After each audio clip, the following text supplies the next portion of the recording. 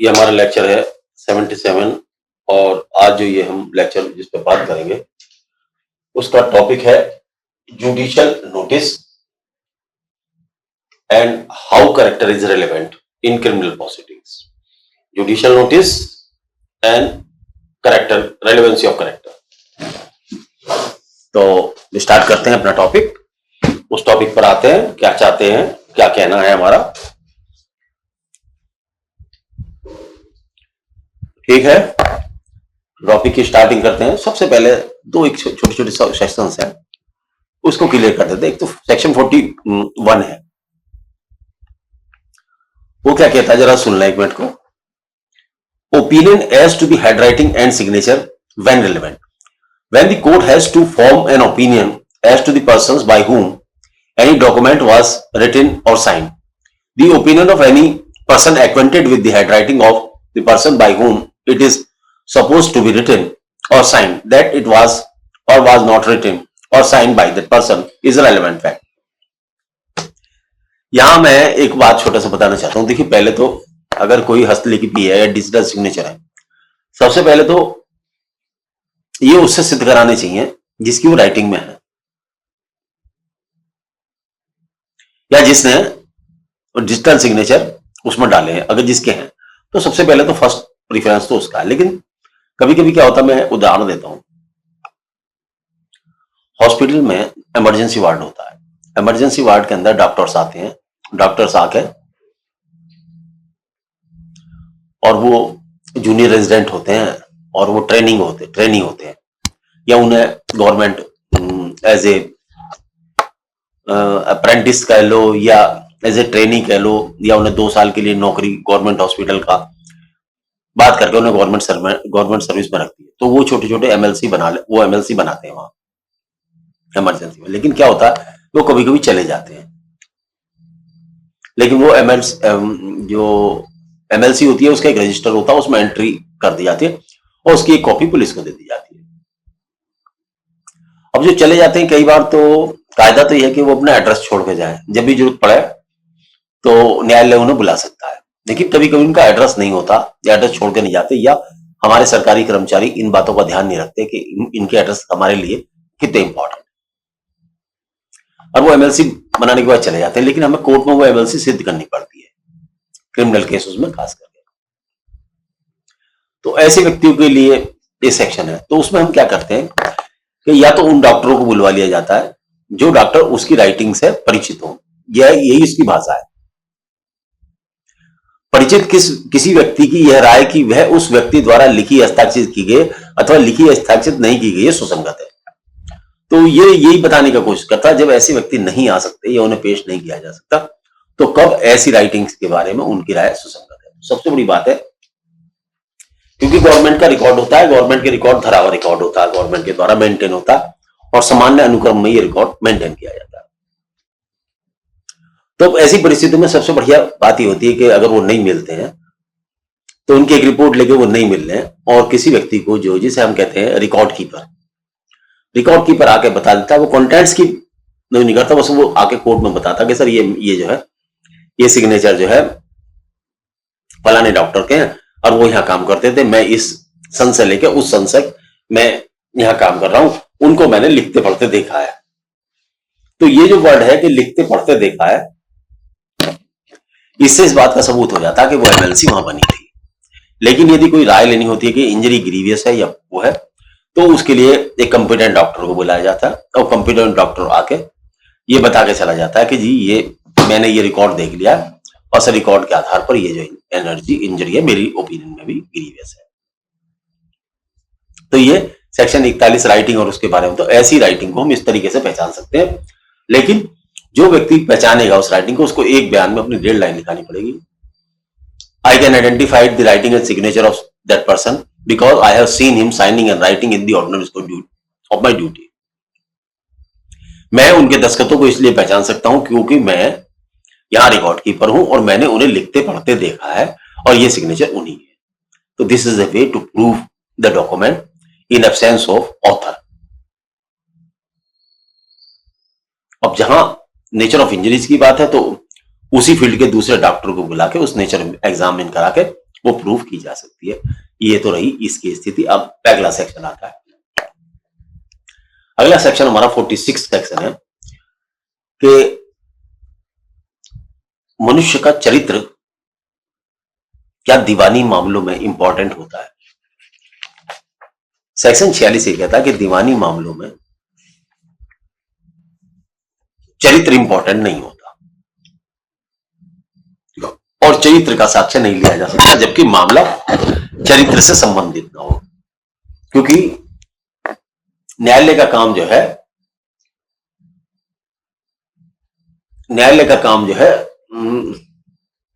ये न्यायालय का काम मामले का परीक्षण करना होता है, मुकदमे का ट्रायल करना होता है, ना कि जिनने मुकदमा डाला है उसके चरित्र का करना। यहां जब दो पार्टी हो, एक मुलजिम एक शिकायत करता हो, सॉरी वादी हो और दूसरा प्रतिवादी हो, तो ये उसके चरित्र का मामला वादी के चरित्र नहीं देखना होता। हमें तो ये देखना पड़ता है कि वादी का केस सच्चा है या झूठा है, तो इसमें कैरेक्टर रिलेवेंट नहीं होता। लेकिन सेक्शन 47 ये कहता है कि in a criminal case character is relevant. 47 section ये कहता है, 47 सेक्शन ये कहता है कैरेक्टर इज रिलेवेंट। जरा सा डेडलाइन पढ़ देता हूं। In a criminal case previous good character relevant in criminal proceedings the fact that the person accused is of a good character is relevant. ये इस धारणा पर आधारित सेक्शन है कि जो व्यक्ति आज से 50 साल पहले अच्छा था तो आज भी अच्छा होगा, इस भी बात पर आधारित है। तो यहां उसका कैरेक्टर रिलेवेंट हो सकता है, लेकिन यहां जो मैं बात कर रहा हूं गवाह के चरित्र की नहीं कर रहा, यहां मुलजिम की बात कर रहा हूं। गवाह के चरित्र के लिए अलग चैप्टर आएगा, अलग पढ़ाऊंगा। यहां मुलजिम अगर ये कहता है कि मेरा चरित्र अच्छा है, वहां अभियुक्त की बात चल रही है, गवाह की नहीं। गवाह और अभियुक्त में दोनों में अंतर होता है। ठीक है, आगे चले। इसी के साथ में एक सेक्शन इसमें और आता है 49।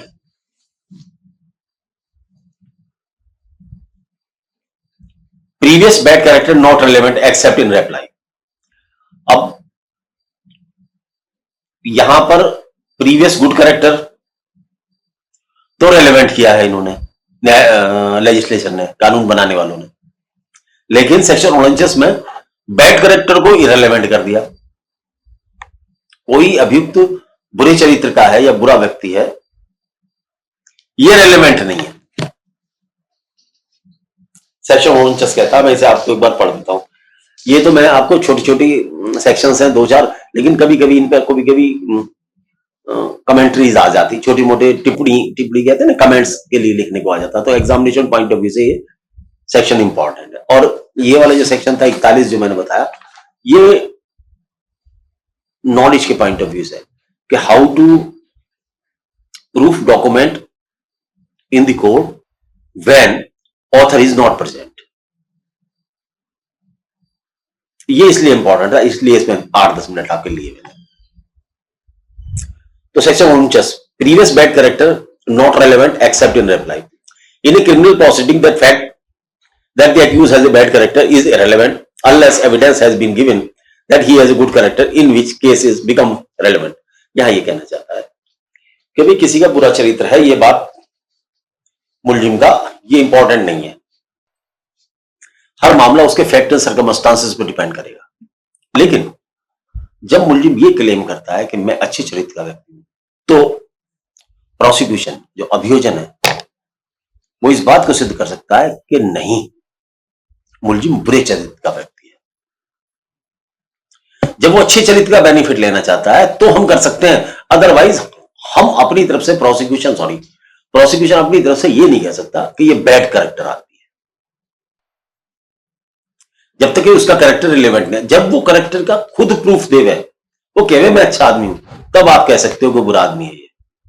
जब तक वो अपने को अच्छा आदमी नहीं कहता, तब आप तक सरकार बुरा आदमी नहीं कह सकती। तो ये डिफेंस है प्रोसिक्यूशन की तरफ से, वो कह सकती है जब वो अपने को अच्छा कह रहा मुलजिम। तो ये तो रही गुरुजी दो छोटे छोटे सेक्शंस थे जो मैंने कहा, relevancy of character of accused और when character is not relevant in civil cases. Civil cases में करेक्टर तब इन्वॉल्व है जब करेक्टर का क्वेश्चन इन्वॉल्व हो किसी के, लेकिन हर मामले में नहीं जहां करेक्टर का क्वेश्चन नहीं है। मान लो किसी ने मुकदमा डाला जी मेरे पे मकान किराएदार ने मेरा किराया नहीं दे रहा, यहां करेक्टर इन्वॉल्वमेंट नहीं है, यहां भाई किराया दे, तेरा किराया का मान लो, करेक्टर उसका कैसा भी हो। किताया, इसका नाम क्या है? Judicial notice. क्या है? Judicial notice.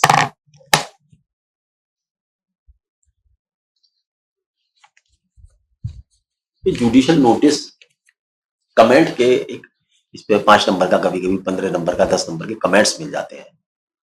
एग्जामिनेशन में एक एक नंबर इंपॉर्टेंट होता है, तो ये हमें पता होना चाहिए कि जुडिशियल नोटिस क्या है। हमें ये पता है कि कौन कौन से इंपॉर्टेंट फैक्टर्स हैं, तो वो हम आपको समझाने की कोशिश करते हैं लेक्चर्स में।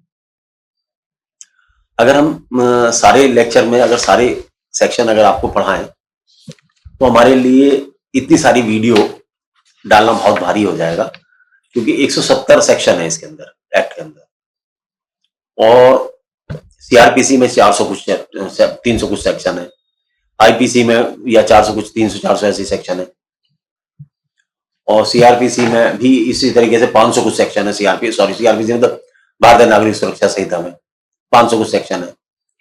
तो सारी की सारी बातें अगर ये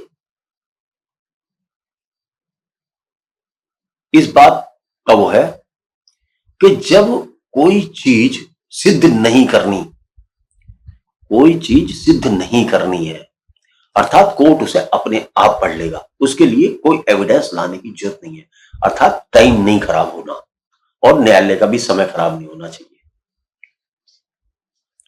वैसे ये नियम ये है कि हर गवाही न्यायालय के अंदर या तो हर सबूत या तो मौखिक एविडेंस है या दस्तावेजी एविडेंस है या रिलेवेंट फैक्ट से सिद्ध की जाएगी। मौखिक गवाही दी जा सकती है कोर्ट में, या दस्तावेजी दी जा सकती है, या विशेषज्ञ की राय द्वारा या रेलेवेंट ऑफ फैक्ट द्वारा इन चीजों को कोर्ट में लाके सिद्ध किया जाता है। लेकिन ये अपवाद है, जुडिशियल नोटिस उन दोनों का अपवाद है। अपवाद के सेंस में देखिए, एक बात सुनिए, जुडिशियल नोटिस बताएंगे आपको क्या है, पहले थोड़ा सा इसे समझ लें जरा सा जो मैं बताना चाह रहा हूं। एक तो जुडिशियल नोटिस उस तरीके के तथ्य हैं जिनके लिए यह आशा करी जाती है कि न्यायालय को ये चीजें पता ही होंगी, उनके लिए सबूत लाने की आवश्यकता नहीं। एक,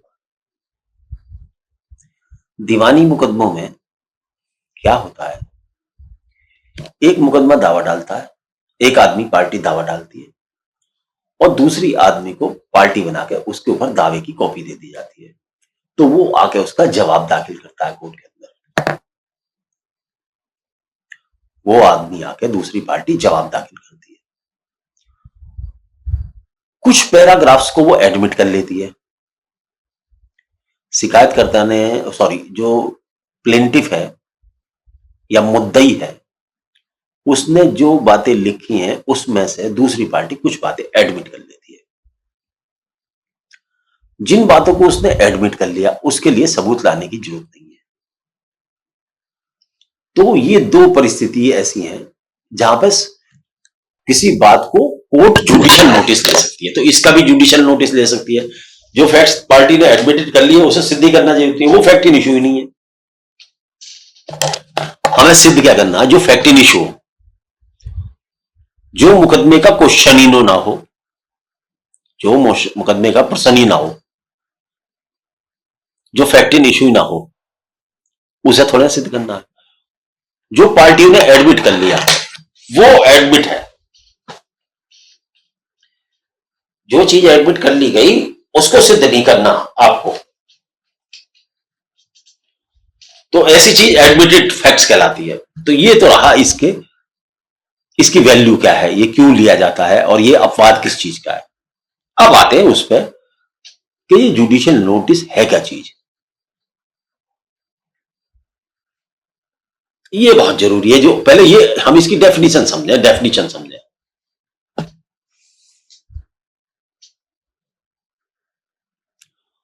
पहले एक लाइन जो इसमें लिखा है वो पढ़ दें जरा से। सेक्शन 52, सेक्शन 51 पहले, fact judicially noticeable need not be proved, no facts of which the court will take judicial notice need be proved, no facts. Section 52 क्या कहता है, वो ये चीजें बताता है हमें कि जिनके सिद्ध करना जरूरी नहीं है। वो क्या चीजें है भाई साहब? The court shall take judicial notice of the following facts, namely। अब नेमली से पहले हम जरा ये समझा दें, जब आपका एग्जामिनेशन हो तो आप कम से कम कोर्ट में ये बात बता सकें,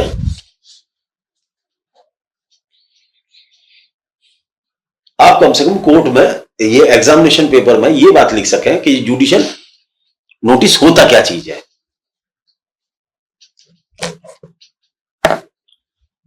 देखिए पहले तो हम ये समझ लें, कुछ बातें ऐसी होती हैं जिनसे कि जैसे हम किसी आदमी को किसी नौकरी में भर्ती करते हैं तो हम ये मानते हैं कि ये आदमी इतना प्रूडेंट तो होगा कि कुछ बातें इसकी समझ में आनी चाहिए, इतना विद्वान तो होगा।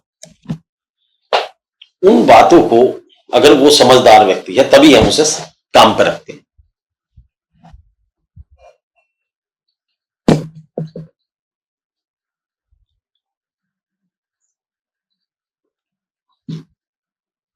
ये मानकर कि ये इतना जानकार है, काम पर रखते हैं। यही बात न्यायपालिका के अंदर भी लागू होती है। वहां तो कर्मचारी के ऊपर बात चल रही है, यहां न्यायपालिका की बात चल रही है। कर्मचारी तो सिर्फ आपको आपके दिमाग में बात बैठाने के लिए उदाहरण दिया गया, लेकिन न्यायपालिका की बात चल रही है तो वहां न्यायपालिका की बात जो करते हैं वो क्या है, जिन फैक्ट्स का ज्ञान मजिस्ट्रेट साहब को या जज साहब को होना चाहिए उसे साबित करना न्यायालय में आवश्यक नहीं है। हां इतना हो सकता है कि यदि जज साहब ये कहें कि भाई किताब लाके पेश करो जहां डेंसी पर आधारित है, इसमें टाइम खराब नहीं होता, मैं टाइम खराब करने की जरूरत नहीं है। जो चीज जुडिशियल नोटिस के योग्य है उसका जुडिशियल नोटिस ले लो और आगे चलो, दूसरे फैक्ट प्रूव करो, इसको प्रूव करने की आवश्यकता नहीं होती ना इसके लिए किसी गवाह को बुलाने। तो एक समय बचाने के लिए ये एक प्रोसेस है जिसमें टाइम ना खराब हो। ये नोटिस किस बात से लिया जाएगा? अब जैसे ये किताब हम पढ़ रहे हैं,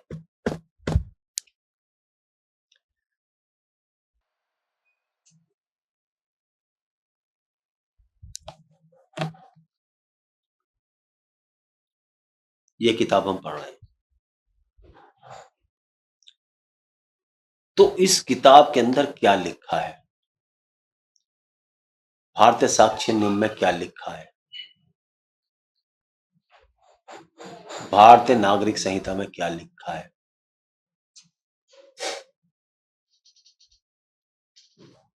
भारतीय दंड संहिता में क्या लिखा है, ये सारी बातें एक जुडिशियल मजिस्ट्रेट को पता होनी चाहिए, ऐसा हम आशा करते हैं।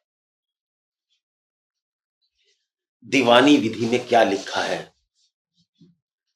या सुप्रीम कोर्ट ने किसी पॉइंट पर क्या जजमेंट दिया है, हाई कोर्ट में क्या जजमेंट आया है, भारत के झंडे का रंग कैसा है, कोई नोटिफिकेशन सरकार ने, सेंट्रल गवर्नमेंट ने, स्टेट गवर्नमेंट ने निकाला है कि चक्कू के बारे में नोटिफिकेशन है, कट्टे के बारे में नोटिफिकेशन है, पिस्टल के बारे में नोटिफिकेशन है, इस प्रकार के नोटिफिकेशन को सिद्ध कराने की आवश्यकता नहीं होती। कुछ गवर्नमेंट के रजिस्टर हैं, जो गवर्नमेंट की लिखी बातें हैं, इन बातों को सिद्ध कर, पार्लियामेंट की प्रोसीडिंग्स कैसे चलती है, ये बातें, ये मान के चला जाता है कि न्यायिक अधिकारी इन्हें जानते होंगे, उनके ज्ञान में होंगी, अर्थात उनके नोटिस में होंगी। अर्थात जो बातें सामान्य व्यक्ति के या लीगल एंटिटी रखने वाले व्यक्ति के लिए के नोटिस में है, अर्थात संज्ञान में है, ज्ञान में है, उन चीजों को न्यायालय में प्रूफ करना आवश्यक नहीं है। This is called judicial notice, या हिंदी में है न्यायिक अवेक्षा का सिद्धांत। All the law in force in the territory of India, including laws having extra territorial operation. Bharat के राज्य क्षेत्र में प्रवर्तित समस्त विधियां, जिनके अंदर भारत के राज्य क्षेत्र में बाहर प्रचलित विधियां सम्मिलित हैं, तो समस्त लॉ की जानकारी होनी चाहिए है, हो मतलब ये जुडिशियल नोटिस हो सकता है उनका। भारत की संविधान सभा, भारत की संसद और राज्य विधानमंडलों की कार्रवाई का अनुक्रम क्या है, ये जुडिशियल नोटिस का विषय हो सकता है। सभी न्यायालयों या अधिकरणों की मुद्राएं, सील वगैरह क्या है इनका। भारत सरकार द्वारा मान्यता प्राप्त हर देश या संप्रभुत्व का अस्तित्व, उपाधि और राष्ट्रीय ध्वज, ये लीगल विषय हो सकता है।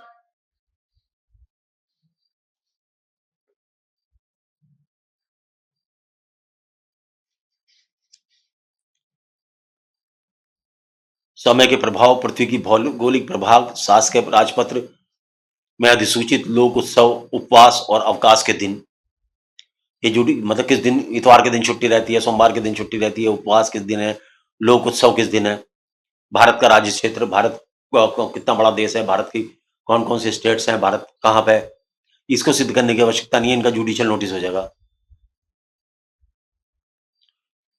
भारत सरकार और अन्य किसी देश या व्यक्ति के निकाय के बीच संघर्ष का प्रारंभ या चालू रहना, यह सब पर्यावसन खत्म होना, ऐसी चीजें जुडिशियल नोटिस। भूमि या समुद्र मार्ग का नियम क्या है, यह नियम क्या है, न्यायालय के सदस्यों और अधिकारियों के या उनके उपाधियों के अधीनस्थ अधिकारियों और सहायकों के और उनके आदेशिकाओं के निष्पादन के कार्य करने वाले सब अधिकारियों के भी सब अधिवक्ताओं और उनके समक्ष उपसंजात होने या कार्य करने के लिए किसी विधि द्वारा प्राधिकृत अन्य व्यक्तियों के नाम। अब जैसे मान लो ये आ जाए, एक क्वेश्चन आ गया, जैसे मान लो कि इंडिया के झंडे का रंग कैसा है, तो इसका जुडिशियल नोटिस ले लो भाई, क्या दिक्कत है, इंडिया के झंडे का रंग को सबको पता है। अगर हमें ये नहीं पता, इसे सिद्ध करने की जरूरत नहीं है। नेवी के झंडे का रंग कैसा है, तो ये सब बातें जैसे अभी निकाल देता हूँ, पढ़ देता हूँ, कॉन्स्टिट्यूशन असेंबली, फ्लैग, तो ये सारी की सारी बातें जो इसमें ये सेक्शंस में दी हैं, 2, 2, 4, 2, 6, 2, 8, 10, 11, 12, ये 12 चीजों के बारे में किसी भी उसकी आवश्यकता नहीं है कि इनको सिद्ध किया जाए कोर्ट में, इनको कोर्ट में, that is called judicial notice. इन चीजों का जो मैंने बताई हैं, all laws in force in the territory of India, including law having extrajudicial territorial operation, international treaty, agreement, convention with the country, the course of proceedings of the Constituent Assembly of India or the Parliament of India and the state legislature, the seal of the courts and tribunals, the seals of the Court of Admiral and Maritime Jurisdiction, notaries public, all the seal with any persons is authorized to use the constitution, the accession of his flags, titles, function and signature, इस तरीके की जो सारी की सारी बातें हैं, ये सारी की सारी बातें जो सेक्शंस में लिखी हुई है, इनको जो है जुडिशियल नोटिस लिया जा सकता है। रोड्स, इन सब के लिए, अच्छा जैसे ये किताबें आती हैं, AIR है, ये हैं, इनके अंदर जो छपा हुआ है, प्रिंट हुआ है, उसके अलावा भी लोक इतिहास, साहित्य, विज्ञान, कला के सब विषयों में भी न्यायालय संयुक्त निर्देशक पुस्तकों या दस्तावेज की सहायता ले सकता है यदि न्यायालय में किसी तथ्य की न्यायिक अपेक्षा करने की किसी व्यक्ति द्वारा प्रार्थना की जाती है। तो यदि और जब वह व्यक्ति ऐसी कोई पुस्तक या दस्तावेज पेश कर दे तो ऐसा न्यायालय अपने को ऐसा करने में समर्थ बनाने के लिए आवश्यक समझता है। न्यायालय ऐसा करने से इनकार कर सकता है। ये सेकंड प्रोविजन की बात कर रहे हैं जिसके अंदर किताब के बारे में है। लेकिन यदि जुडिशियल नोटिस का मामला बनता है तो जुडिशियल नोटिस ले सकेंगे। अब जैसे इतिहास की पुस्तकें हैं, साहित्य की पुस्तकें हैं, विज्ञान व कला की, इस सब तक की जुडिशियल नोटिस लिए जा सकते हैं। तो ये था जुडिशियल नोटिस किस चीज में लिए जा सकते हैं। तो ये आपको पता है, होना ही जरूरी था, बहुत जरूरी था कि भाई